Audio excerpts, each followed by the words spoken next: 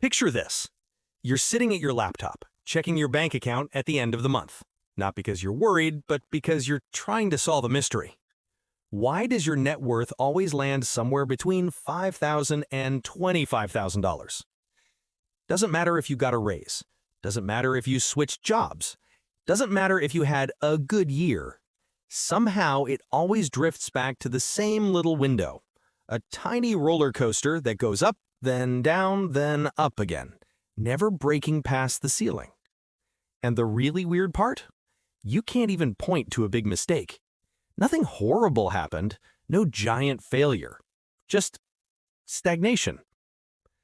If that feels uncomfortably accurate, then hey, this video is not just for you. It's about you. My name is Max, and I spend way too much time thinking about the invisible financial cycles almost no one notices. If you're someone who's been working for years, but your net worth keeps resetting like a video game checkpoint, make sure to subscribe and tap that like button if this video finally explains why the cycle exists, and more importantly, how to break it. All right, let's pull the curtain back, because once you understand the math and the psychology behind why most Americans stay stuck in this net worth zone for 80% of their adult life, everything will make sense. And I'm warning you, some parts of this are going to sting. Here's the thing. Most people aren't financially drowning, they're financially drifting. Not poor, but not building. The data is brutal. According to the Federal Reserve's Survey of Consumer Finances, roughly 64% of Americans aged 25 to 44 have a net worth below $50,000. But here's the part that almost nobody talks about. The largest cluster isn't below 50K. It's between 5K and 25K, and they stay there for decades. Why that specific range?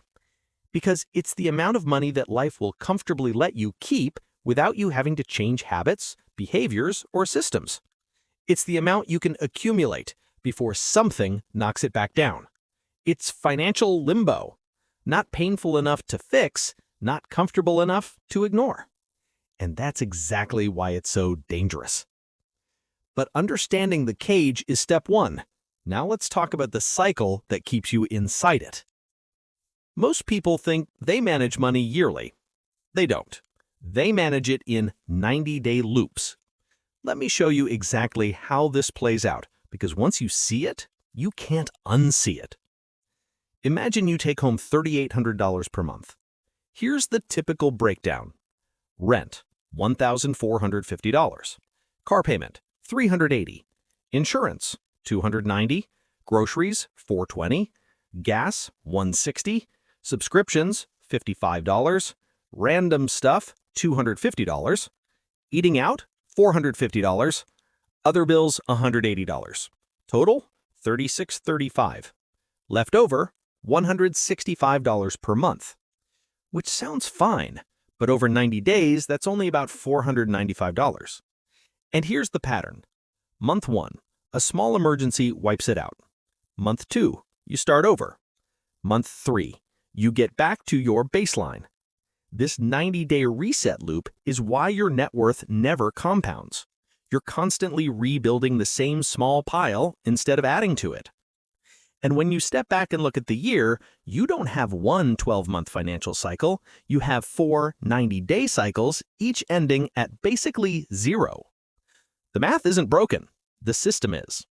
But this system alone isn't enough to trap you. Your psychology does the rest. This is where it gets interesting. Because people assume they're stuck because they lack discipline or knowledge. Nope. They're stuck because of 3 psychological forces that are almost impossible to notice while you're inside them. Let's go through them one by one. Force 1, the comfort ceiling. Most people think they have a low financial floor. They actually have a low financial ceiling. Your comfortable number. Maybe it's $3K in your checking account, $10K in savings, $20K total net worth. Once you hit that number, your brain unconsciously switches from save to spend. You reward yourself. You relax. You loosen the discipline. Your brain hates change. It prefers familiarity, even if the familiar thing is mediocrity. So anytime you go above your comfort ceiling, your behavior shifts and pulls you back down. This is not self-sabotage. This is your brain protecting its identity. Force 2. The future me will handle it illusion. This is the single most expensive sentence in the world.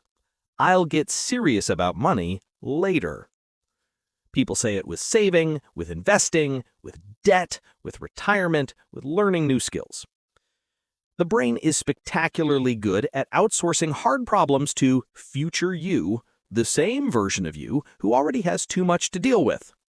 Psychologists call this temporal discounting, and it literally trains your brain to care more about now than later. This is why you stay stuck. Force 3. Lifestyle momentum. Once your lifestyle hits a certain level, you can't go backward, not emotionally anyway. If you've been eating out 3 times a week, cutting to 1 feels like punishment.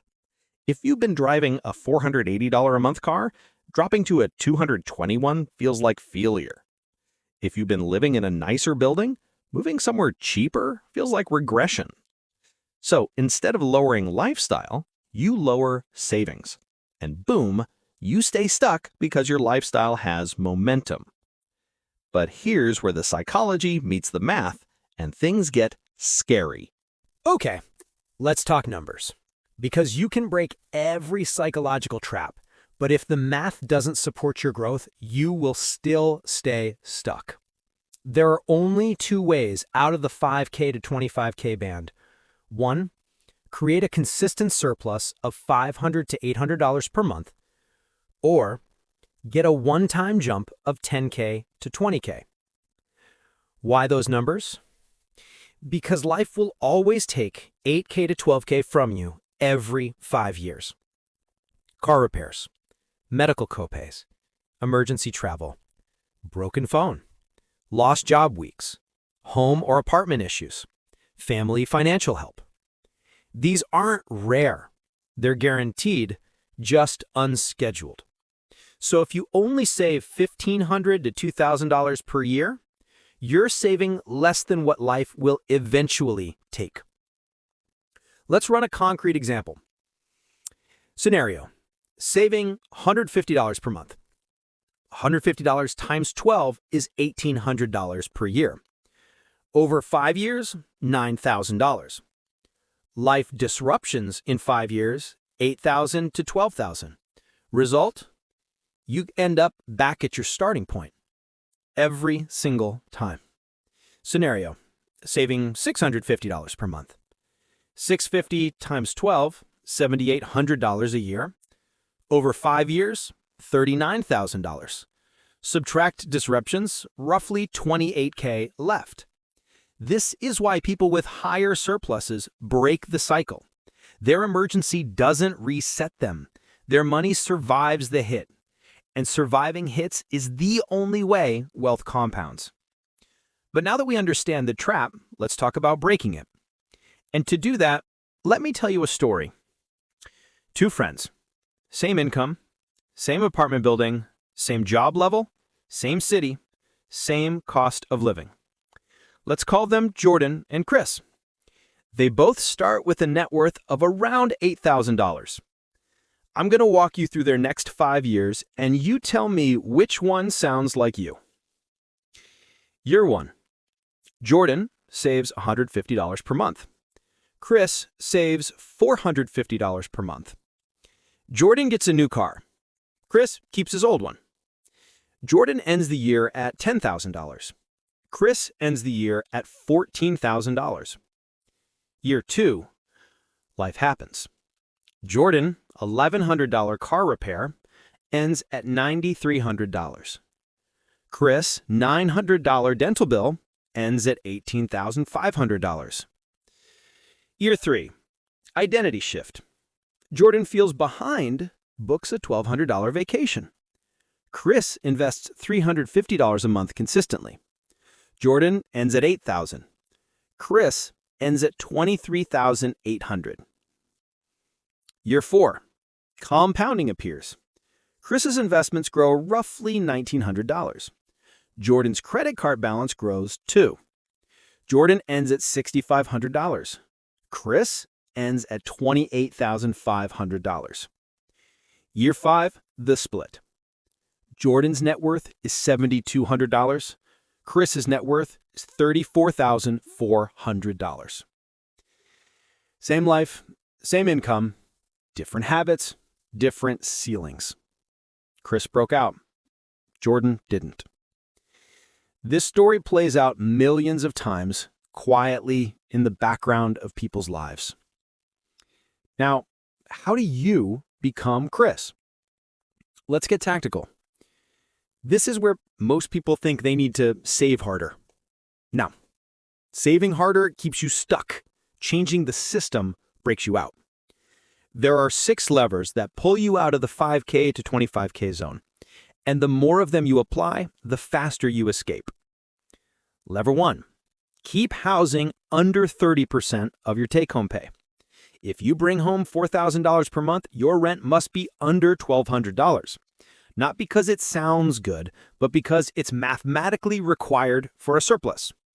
Housing is the biggest trap in the country, not avocado toast. Lever 2. Avoid car payments over $300. The average U.S. car payment is $600+. This is financial poison. Cars drop in value. Your net worth drops with them. Lever 3. Build a $2,500 emergency buffer. This turns resets into inconveniences instead of catastrophes. This buffer alone will save you years of lost progress. Lever 4. Automate $300 to $500 into investments. Automatic, non-negotiable, non-emotional. Automation beats willpower 100% of the time. Lever 5. Adopt the 3-month no upgrade rule. Anything you want to upgrade, phone, furniture, apartment, car, wardrobe, wait 3 months. If you still want it, fine. But 70% of impulses disappear by week 5. Lever 6. Grow your income by 10% every 18 months. Not by begging, by upskilling. The market rewards skills, not loyalty. The fastest ways people increase net worth are switching companies, adding freelance income, getting certified, specializing, taking on higher leverage roles. You don't need a new job tomorrow, but you need a new skill this year. And speaking of pushback, let's address the objections you might be thinking right now. Max, I can't save $500 a month. Totally fair. So start with $125. The point isn't the exact number. The point is creating momentum. Let compounding do the heavy lifting. But my cost of living is insane. Same. But here's the wild thing. Studies show that people earning $40K and people earning $140K both regularly get stuck in this net worth window because lifestyle expands to fill income unless you actively prevent it. Systems over income. I don't want to live a miserable, deprived life. Good. I don't want you to either. This isn't about deprivation. It's about sequence. You can have everything you want, just not all at once, not right now. Short-term restraint, long-term freedom. And when that freedom shows up, everything changes. Once your net worth passes 30 to 50K, you move into a different financial reality because now your investments can grow 3 to 6K a year without you lifting a finger. Emergencies stop resetting you. You can switch careers without fear. You can handle temporary income drops. You can invest aggressively during downturns. You start moving toward 100K incredibly fast. This is why people who reach 50K often reach 100K within 3 to 5 years. Momentum compounds, psychology compounds, confidence compounds. And once you get out of the cage, you never want to go back. Let's make this simple. Here's your 12-month path out of the 5K to 25K trap. Track 90 days of real spending. Create a $500+ surplus. Build a $2,500 buffer. Automate $300 to $500 into investments. Reduce housing or car expenses. Grow income through skills. Use friction to stop impulse spending. Allow only one lifestyle upgrade per year. Raise your financial ceiling to 50K. Repeat the system monthly. It's not sexy. It's not complicated. It's not magical. It's math times psychology times habits times time. That's the formula. So listen, if you've been stuck between 5K and 25K for years, it doesn't mean you're irresponsible. It means you've been operating inside a cycle designed to keep you comfortable, not wealthy. But cycles can be broken. And once you break this one, everything accelerates. If this video helped you understand your situation in a way no one ever explained before, hit like, subscribe, and drop a comment telling me, what's the one thing you're changing starting today? My name is Max, and I'll see you in the next video.